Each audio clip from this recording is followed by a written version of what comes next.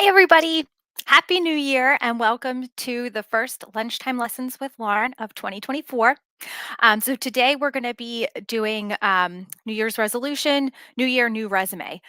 So, today I'm going to share 3 tips that can help you to quickly update your resume for this new year.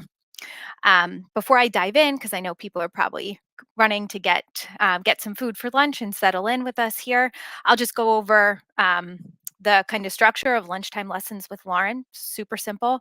I'll talk to you for about 5 to 10 minutes about a topic. So today we're talking about 3 easy ways to update your resume this new year.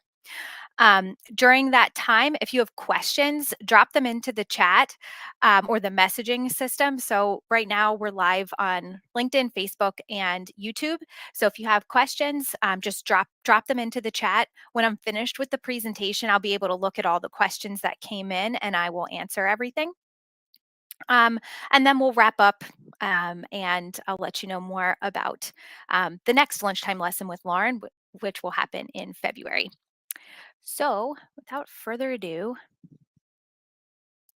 I'm going to share my screen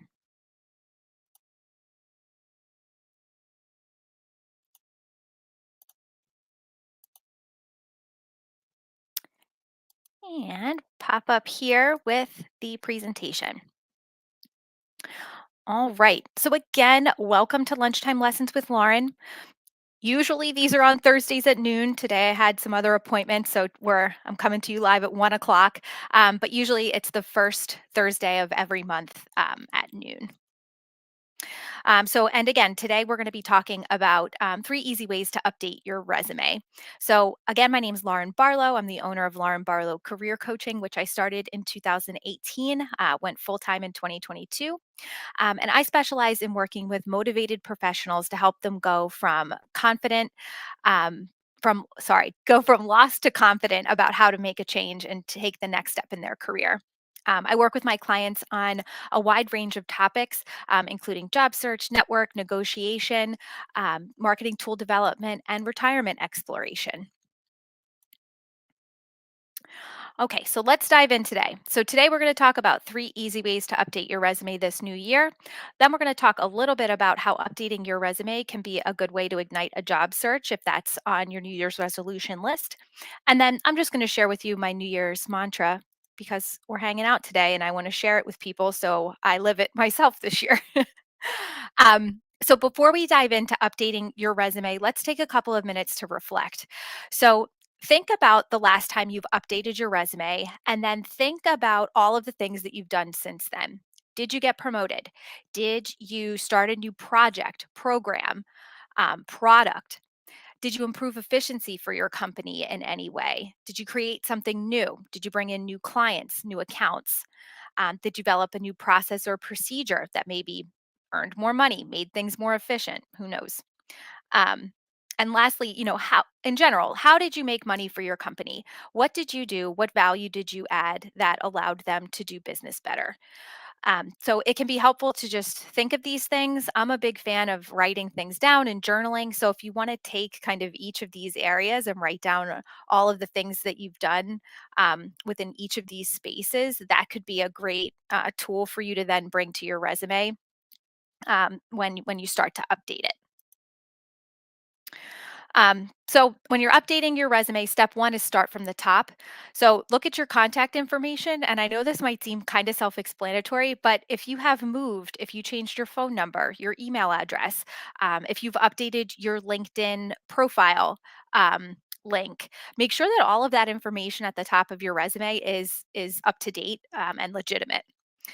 Also, take a look at your skills. After doing some reflecting, think, are the skills that are on my resume, are they the best representation of the key skills that I have? Also, the key skills that employers in my current role or in my next step are going to hope that I have, and make some updates there if needed too. Step two, when you're updating your resume this new year, is obviously to look at the bullet points. So, a lot of the information that we reflected on is going to be displayed in the bullet points underneath of each of your professional experiences. And I always say, when you're writing out your accomplishments under each professional experience, I always say to my clients, who did this awesome stuff? You did. And the word who is used as an acronym to help make sure that each bullet point is thoroughly and completely explaining your value.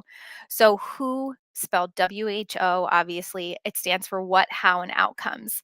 So, every bullet point should answer three questions: what did you do? How did you do it? And what was the outcome of your work? It's really, really important on your resume to make sure that you're not just listing what you did, because the what you did is the same for everybody that has your same job title. What we do in each role is essentially a job description, and everybody that has the same job title has the same job description. But you're not the same as your coworkers. You're different. So, by explaining how you did something by using a certain tool, technique, or skill, and then explaining the outcome or essentially what happened because of your work, makes your resume stand out among others with the same job title. When we're thinking about outcomes or impact, outcomes, we can usually use numbers to help explain the scope or the extent of our achievements, but not every single bullet point is going to have statistics to back up what you're saying about your achievements. So sometimes just describing the impact or the way that you changed something is just as meaningful. And when we don't have numbers, that's what we use to show the outcome of our work. And these are just a couple of examples. So on my resume, for example, I could say assisted clients with resume writing. However, that's something every career coach does who works with resumes. So if I add something like collaborated with clients to transform unsuccessful resumes into interview generating tools, that tells you a little bit more about how I work with my clients and um, what the outcome or the impact is of our work together. So the last example didn't use numbers. This one does. Manage social media accounts. So that is something that, maybe anybody in student success or anybody who manages social media for a company will do. If in a certain role. But if you say something like increase student awareness and engagement in support programs by 20% through generating interactive and witty posts on Instagram and Twitter, that gives a little bit more detail to the employer about um, the impact of your work there.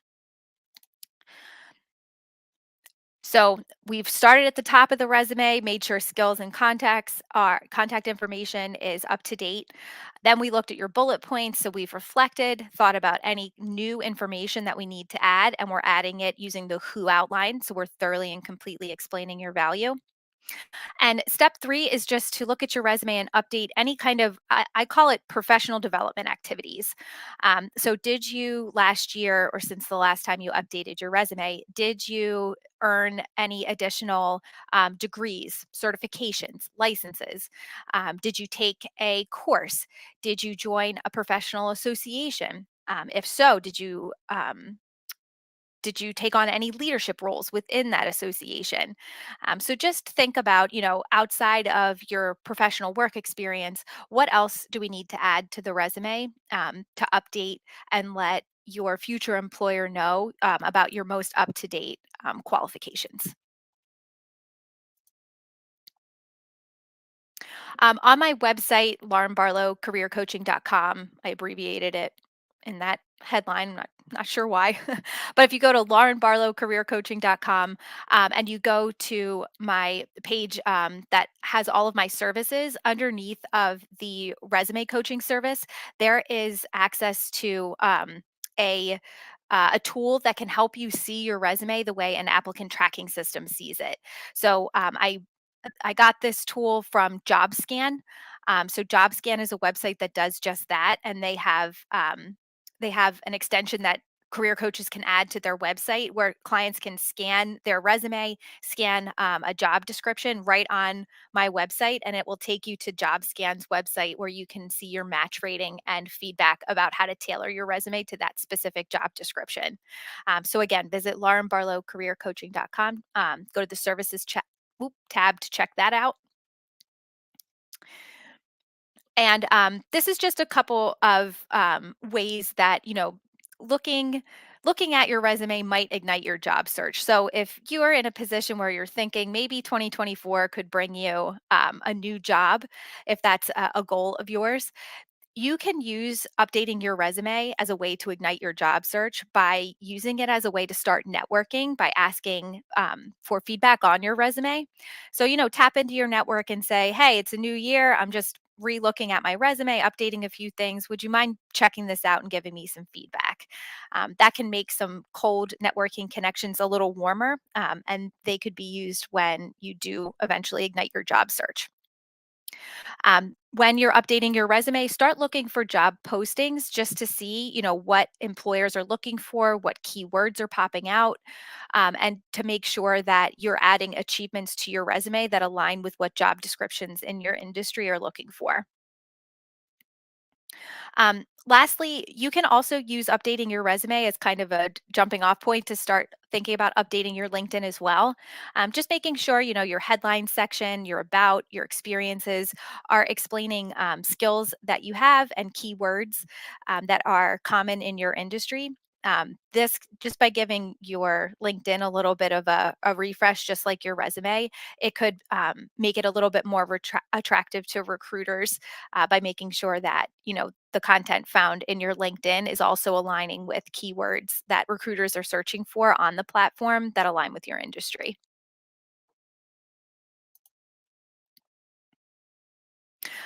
I just thought since it's a new year, I don't do New Year's resolutions, although I know that was kind of the theme of this presentation. I try and have a New Year's mantra or like something that I'm focusing on each year. Um, so I just shared this. I volunteer coach a track and cross country team for high school girls near me, and I just shared this with my girls last week after our interval workout because I I'm adopting it as for myself, but I wanted it to share it with them too in case they were interested in having a mantra as well. But my mantra this year is I'm stronger than I think I am. And I think just approaching a lot of different things in life, whether it is, on the track or on the roads with training or, in work or in personal life, if you can just come at adversity and think about, how can I be strong in this situation? I think eventually starting to identify ways to be strong and noticing how you're showing up with strength um, in all of these different spaces eventually will just make you strong. It's like I told my girls, I'm like, if you're at the last interval and you're thinking to yourself, I can't do this, that's not a very strong way to think. But if you think to yourself, I'm struggling, I'm on the struggle bus right now, I don't know if I can make it, but I'm going to run as fast as I can. And then you run as fast as you can. And the time might not be as fast, and that's fine. But you yourself know that you put the effort in. And that's a very strong mindset. That's a strong way to be. And I think the more and more that we do that, and the more and more that we notice how we're being strong, um, instead of being stronger than you think you are, you just become strong because you just start to recognize it in yourself a lot more. And that's my mantra. I just wanted to share it. So thank you all for tuning in. Again, if you have questions now or if you've had questions throughout the presentation, just throw them into the chat. I'll check them once I minimize this screen. If you need any help with your resume, prepping for interview, if you are retiring this year and you need help kind of thinking about what that even looks like for you, I recently started doing a group coaching program for retirees or those that are approaching retirement. It's called Second Act. So if you're interested in getting in touch with me or checking out my services, just scan that QR code. It'll take you to the website. It'll also take you to that resume scanning tool that I mentioned earlier. Next lesson, I'm thinking of either doing a lesson on answering hard interview questions or talking about branding. I've been thinking a lot about branding recently, and I've had some branding revelation. So I'm thinking about putting that into a lunchtime lesson with Lauren. So if you're looking at this now and there's one of those two topics that you would prefer, put it in the chat. If you're watching this afterwards and you would like to see a lunchtime lesson on either of those topics, shoot me a message and just let me know. If you pick the hard interview questions one, just tell me a question that you think is really hard to answer in an interview too. I have some ideas, but it's always nice just to hear from other people. If so, then I can make sure that the content that I'm delivering is speaking to who's watching. Alrighty. I'm going to stop sharing and check out the chat.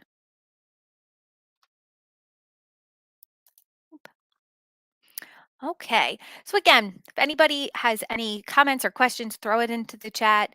If you're watching this later, or if you finish up your lunch and you think of a question later on, just shoot me a message on any of the platforms. Again, I'm on Facebook, YouTube, and LinkedIn. I probably check LinkedIn the most, so I might recommend that one if you want a quick reply. And yeah, if you are motivated to learn more about answering hard interview questions, or if you're curious too as to what exactly branding is, let me know and I'll make sure that that's the topic for the next session. All right, everybody. Thanks so much. Happy New Year, and enjoy the rest of your week. Bye.